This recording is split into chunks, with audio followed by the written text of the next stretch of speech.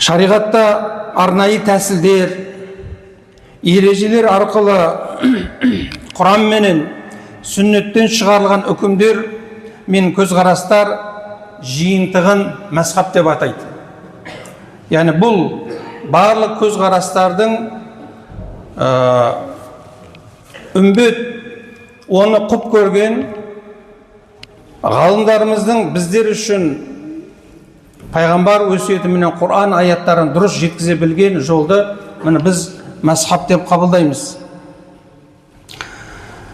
Сол үшін де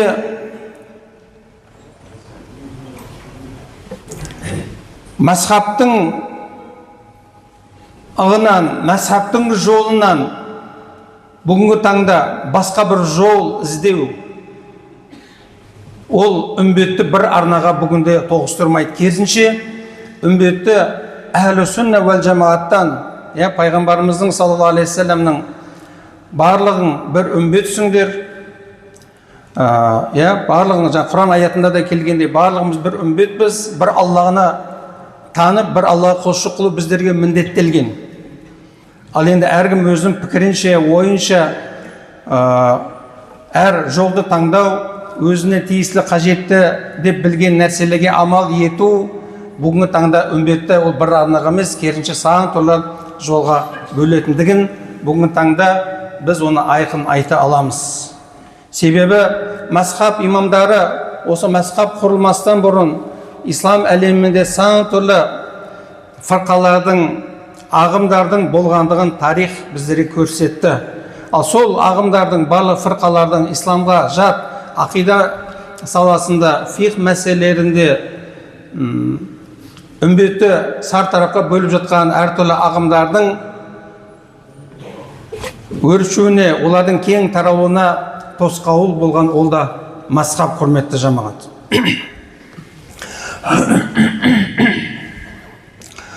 Жалпы төрт мәзһабтың имамдарының барлығы, имам Абу Ханифаның Ханафи мәзһабының, имам Маликидің Малики мәзһабының, имам Шафиғидің Шафиғи мәзһабының, және сонымен қатар имам Ахмад ибн Хамбалдың Хамбали мәзһабтарының барлығы, ол төрт мәзһабта барлығы шариғаттың негізінде құрылған ұлы мектептер.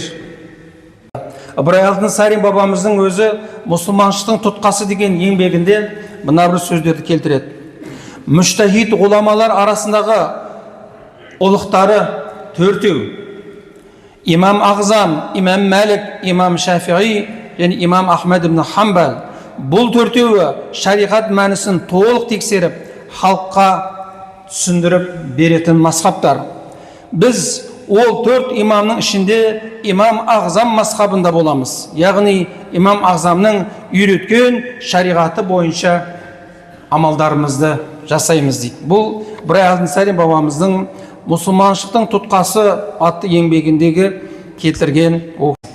Тіпті тарихи деректер айтылады. Имам Абу Ханифа жайлы көп дүниелер бар. Сондай дүниелердің бірінде фиқ мәселесіне қатысты ол кісіге кейде бір мәселенің шешімін, пәтуасын сұрауға келген кезде ол кісі не қылады? Бірден ол Құранда бар ма? Яғни сенің мәселең қатысы Құранда жауап бар ма дейді екен.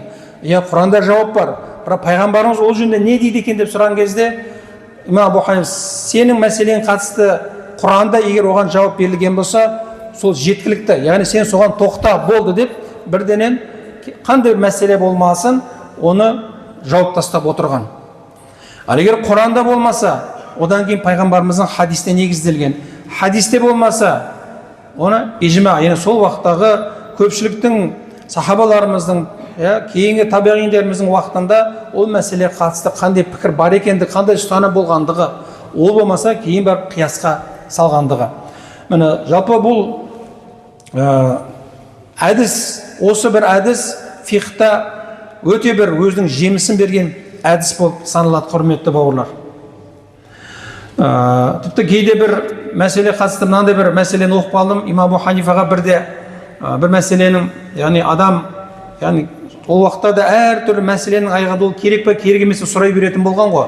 Сонда құстың үстінде адам болатын болса, ол кезде адам намазды қалай оқиды деген сияқты мәселелерді де қозған. Бірақ имам Абу Ханифа сол кезде оның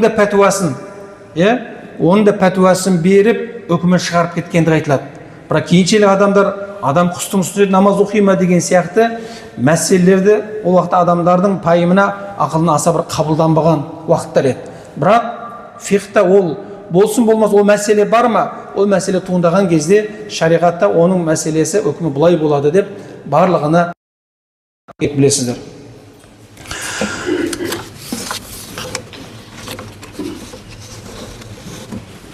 Имам Абу Ханифаның өмірінен көптеген біз үшін қызықты деректер көп.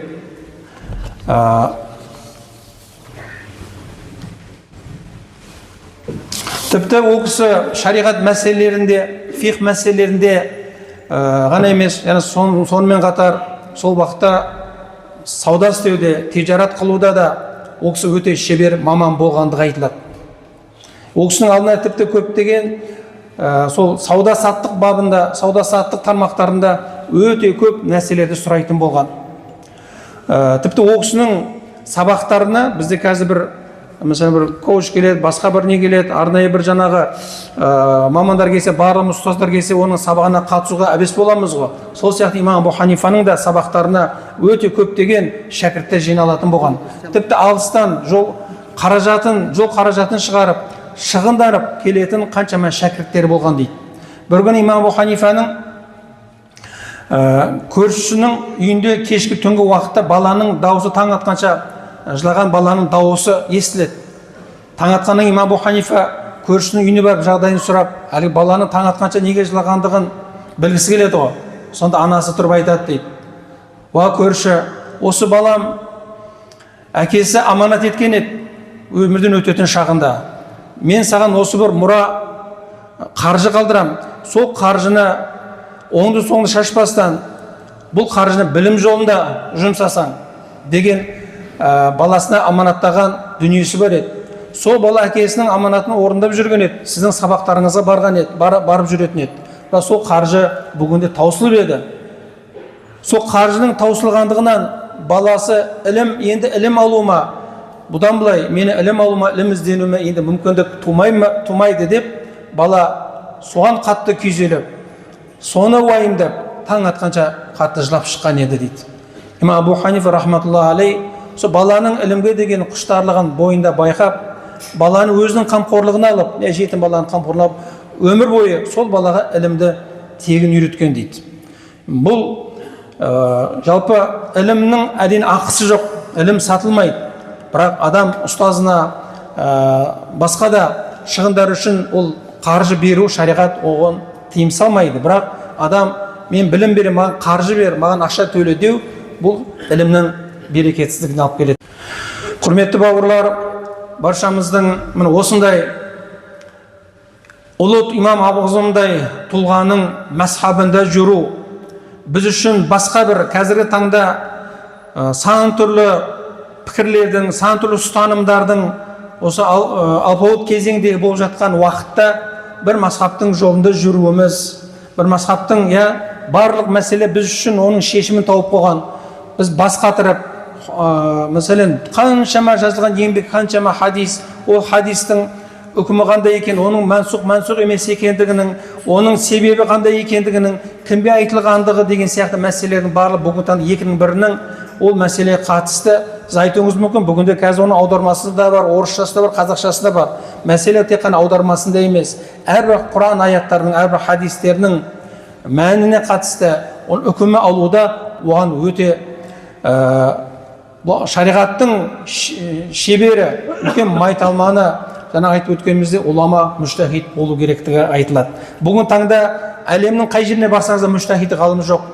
Пайғамбарымыз өзі тіршілігін айтып кеткен, ең берекелі хайырлы уақыттар пайғамбарымыздың, сахабаларымыздың, табиғиндеріміздің, атбаға табиғиндеріміздің дәуіріндегі уақыттар. Сол уақыттағы бүгінгі біз кез келген мәселені айтсақ, сол мәселенің сілтемесін біз міндетті түрде сол пайғамбарымыздың уақытындағы сахабаларға, табиғиндерге, егер ол хадисте, Құранда болмаса, біз соларға сілтеме жасаймыз. Сол уақыттағы жазылған еңбектерге сілтеме жасаймыз. Сол уақыттағы бар жасалған қандай бір шари мәселелер болса, негізгі ол сол кітаптардағы айтылған мәселелер бүгінгі таңдағы әлемнің қай бір мемлекетінде болмасын беруде осы ұстанымға жүгінеді. Ешкім өздігінен қазіргі таңда Құранды ашып алып, хадисті көре қалып, осылай екен деп үкім шығара алмайды, құрметті бауырлар.